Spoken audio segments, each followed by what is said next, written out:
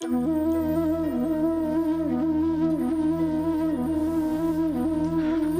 दर्शकों और श्रोताओं, जय सिया राम, जय श्री कृष्णा। आज श्रावण शुक्ल पक्ष की एकादशी का व्रत है। पुत्रदा एकादशी के नाम से श्रावण मास के शुक्ल पक्ष की एकादशी विख्यात है। पुत्रदा एकादशी की कथा महात्म्य आज आप श्रवण कीजिए। सभी भक्त और भक्तिमती माताएं, एकादशी का व्रत सब व्रतों में बड़ा है। इसका महात्म्य अद्भुत है।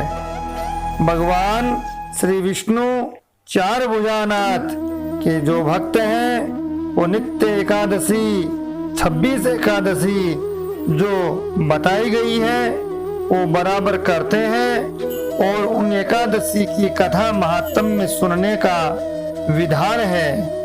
आप सभी भक्त और भक्तिमती माताएं पुत्रदा एकादशी का महात्म्य श्रवण कीजिए।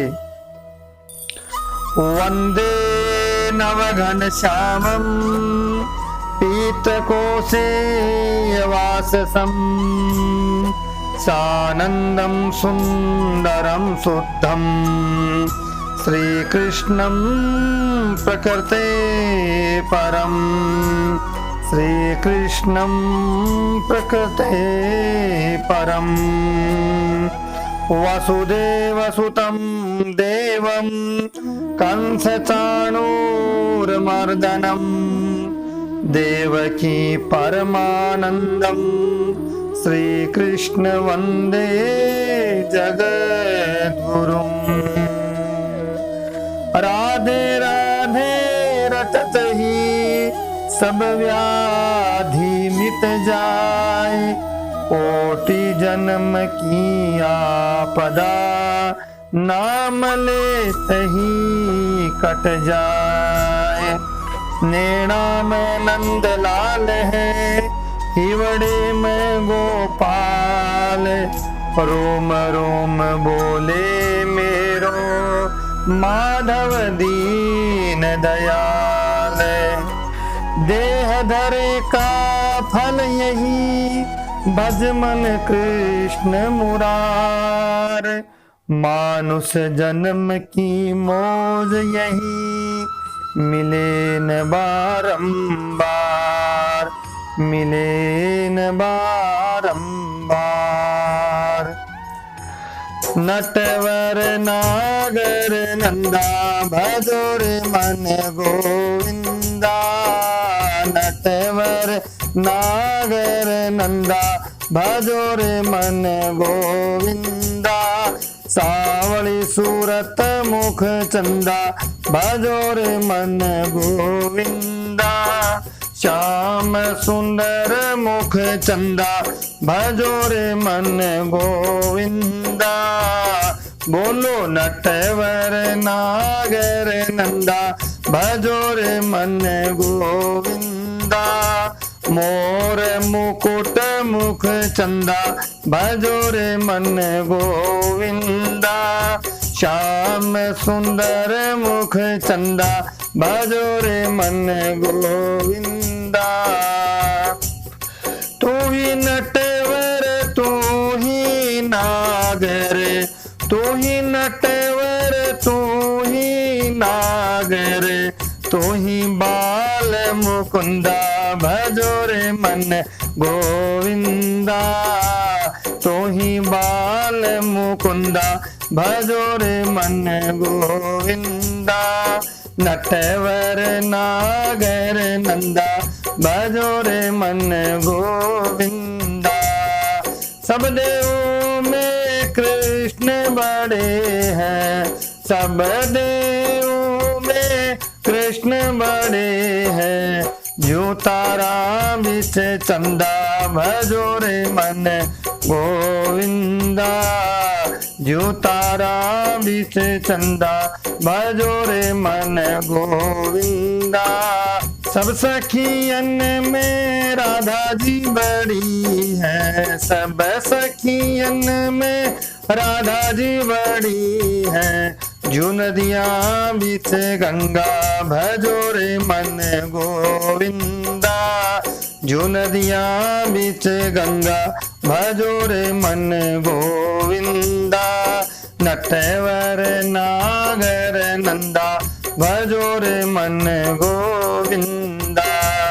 ध्रुव तारे प्रहलाद उबारे, ध्रुव तारे प्रहलाद उबारे।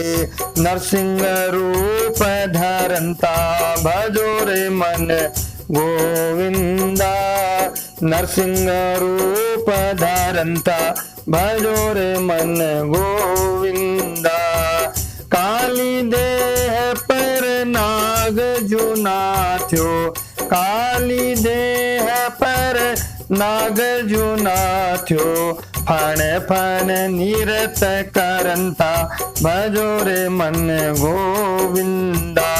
फण फण निरत करंता, भजो रे मन गोविंदा। वृंदावन में रास रचायो, वृंदावन में रास रचायो। नाचत बाल मुकुंदा, भजो रे मन गोविंदा। नाचत बाल मुकुंदा, भजो रे मन गोविंदा। मीरा के प्रभु गिरधर नागर, मीरा के प्रभु गिरधर नागर।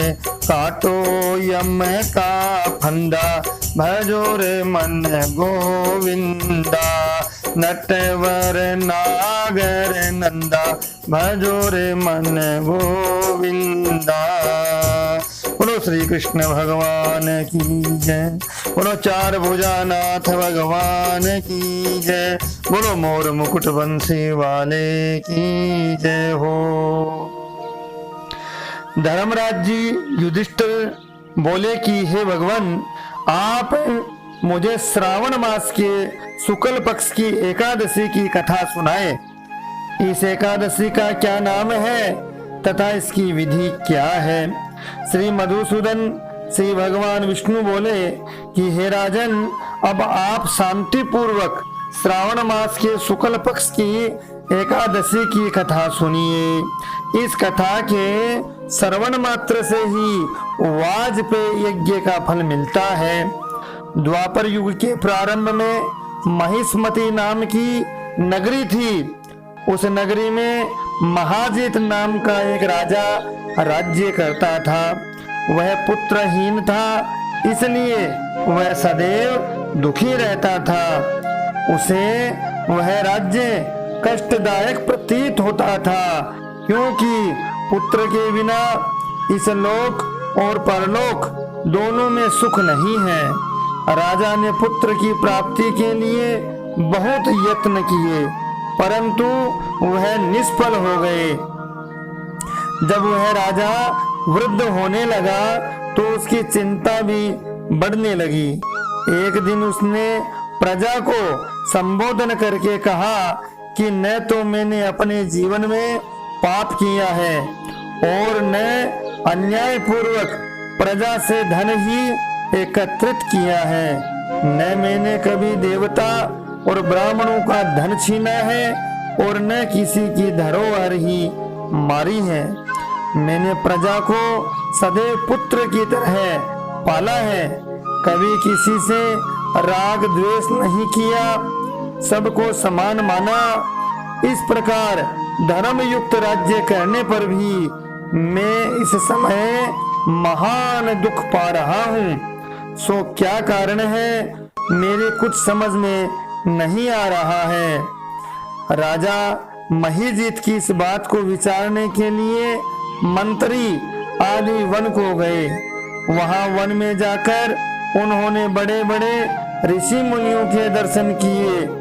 उस स्थान पर वयोवृद्ध और धर्म के ज्ञाता महर्षि लोमेश के पास गए हैं। उन सब ने जाकर उन महर्षि को यथा योग्य प्रणाम किया और उनके सन्मुख बैठ गए। उनके दर्शन से सबको बड़ी प्रसन्नता हुई। उनकी विनय करने लगे कि हे देव, हमारे अहोभाग्य है कि हमने आपके दर्शन करे।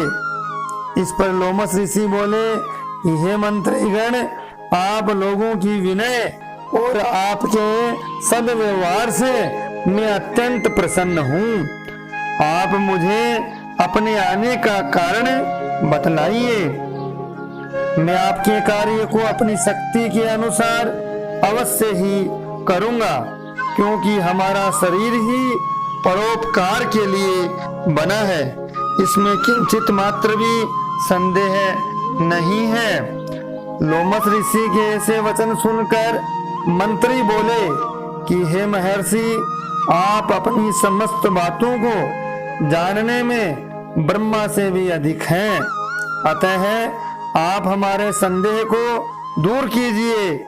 महिष्मति नाम की पुरी में महिजित नाम का एक धर्मात्मा राजा है। वह प्रजा का पुत्र की तरह धर्म अनुसार पालन करता है, परंतु फिर भी पुत्रहीन है। इससे वह अत्यंत दुखी रहता है। हम लोग उस राजा की प्रजा है, हम भी उसके दुख से दुखी हो रहे हैं, क्योंकि प्रजा का यह कर्तव्य है कि राजा के सुख में सुख माने और दुख में दुख माने। हमको उसके पुत्रहीन होने का अभी तक कारण प्रतीत नहीं हुआ है। इससे हम आपके पास आए और जब से हमने आपके दर्शन करे हैं, हमको पूर्ण रूप से विश्वास हो गया है कि हमारा कष्ट अवश्य ही दूर हो जाएगा, क्योंकि महान पुरुषों के दर्शन मात्र से ही प्रत्येक कार्य की सिद्धि हो जाती है। अतः अब आप हमको राजा के पुत्र होने का उपाय बतलाइए। इस पर लोमस ऋषि ने एक क्षण के लिए नेत्र बंद कर लिए और राजा के पूर्व जन्मों का विचार करने लगे।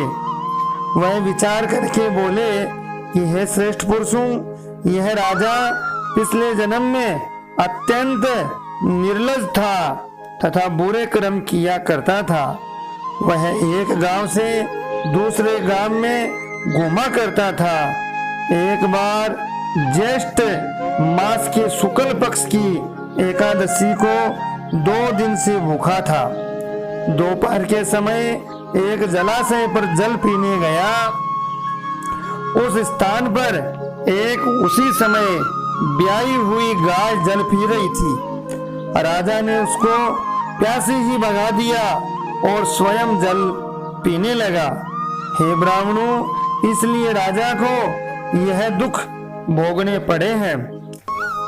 एकादशी के दिन भूखा रहने से उनको राजा बने राजा होना पड़ा और प्यासी गाय को हटाने से पुत्र का वियोग का दुख भोगना पड़ रहा है। इस पर सब लोग बोले कि हे महर्षि, शास्त्रों में ऐसा लिखा है कि पुण्य से पाप नष्ट हो जाते हैं, इसलिए कृपा करके आप राजा के पूर्व जन्म के पाप नष्ट होने का उपाय भी बतलाइए, क्योंकि उस पाप के क्षय होने से पुत्र रत्न की प्राप्ति होगी।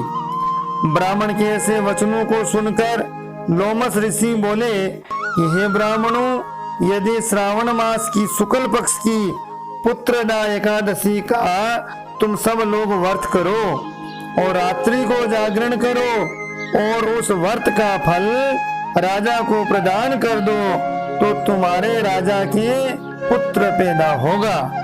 राजा के समस्त दुख नष्ट हो जाएंगे। मंत्रियों सहित समस्त प्रजा महर्षि लोमस ऋषि के वाक्यों को सुनकर प्रसन्नता पूर्वक अपने नगर को वापस आ गए। उन सब लोगों ने श्रावण मास के शुक्ल पक्ष की पुत्रदा एकादशी को लोमस ऋषि की आज्ञा के अनुसार विधि पूर्वक व्रत किया और द्वादशी को उसका फल राजा को दे दिया। उस पुण्य के प्रभाव रानी ने गर्भ धारण किया और 9 महीने के पश्चात उसके एक अत्यंत तेजस्वी पुत्र रत्न पैदा हुआ है। इस प्रकार से नगर के नागरिकों द्वारा किए गए एकादशी व्रत और उसका पुण्य राजा को देने से राजा को पुत्र रत्न की प्राप्ति हुई है। बोले भगवान श्री विष्णु भगवान की जय हो। चार भुजानाथ भगवान की जय हो। सभी ने मिलकर बहुत सुंदर कीर्तन किया है। गोविंद बोलो हरि गोपाल बोलो, गोविंद बोलो हरि गोपाल बोलो, राधा रमण हरि गोविंद बोलो, राधा रमण हरि गोविंद बोलो, गोविंद बोलो हरि गोपाल बोलो, गोविंद बोलो हरि गोपाल बोलो, राधा रमण हरि गोविंद बोलो, राधा रमण हरि गोविंद बोलो, श्री राधा रमण हरि गोविंद बोलो, श्री राधा रमण हरि गोविंद बोलो। श्याम नाम मीठो घणो तोरटियो नित हमेश, याही मैं रम रहे ब्रह्मा विष्णु महेश। उमापति लक्ष्मीपति सीतापति श्री राम, लज्जा सबकी राखियो खाटू के श्री श्याम। इस प्रकार से हे राजन, इसलिए इस एकादशी का नाम पुत्रदा एकादशी पड़ा। जो मनुष्य पुत्र रत्न की इच्छा करते हैं, पुत्र रत्न को प्राप्त करना चाहते हैं, उन्हें इस एकादशी का विधि पूर्वक व्रत करना चाहिए। इस व्रत के प्रभाव से इस लोक में सुख और परलोक में स्वर्ग लोक मिलता है।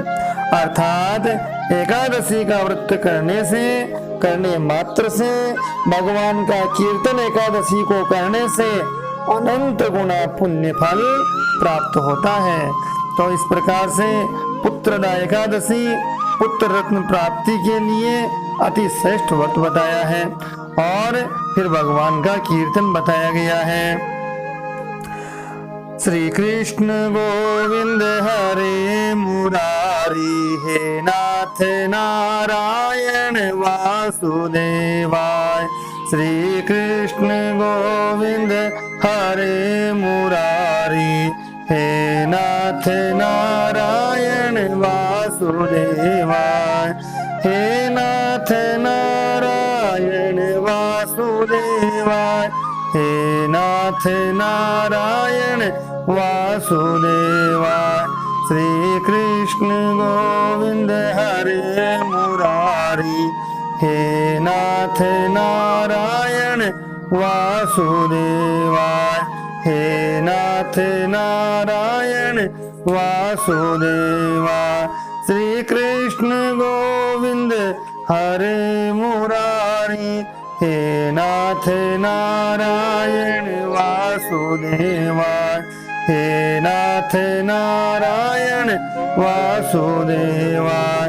श्री गोविंद गोपाल हरे मुरारी, हे नाथ नारायण वासुदेवाय, हे नाथ नारायण वासुदेवाय।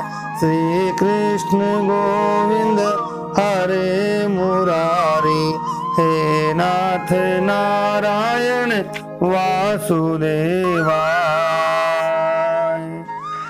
इसी प्रकार से सभी भक्त सज्जन भक्ति मती माताएं भगवान का कीर्तन ध्यान करते हुए एकादशी का व्रत करें और पुण्य लाभ कमाएं, जीवन को धन्य करें और अपना प्रेम इसी प्रकार से वीडियो चैनल को देते रहें और इसी प्रकार से लाइक शेयर सब्सक्राइब जरूर करें और इसी प्रकार से अपना आनंद हमेशा भगवान के नाम और कीर्तन में लेते रहें। जय सिया राम, जय श्री कृष्णा।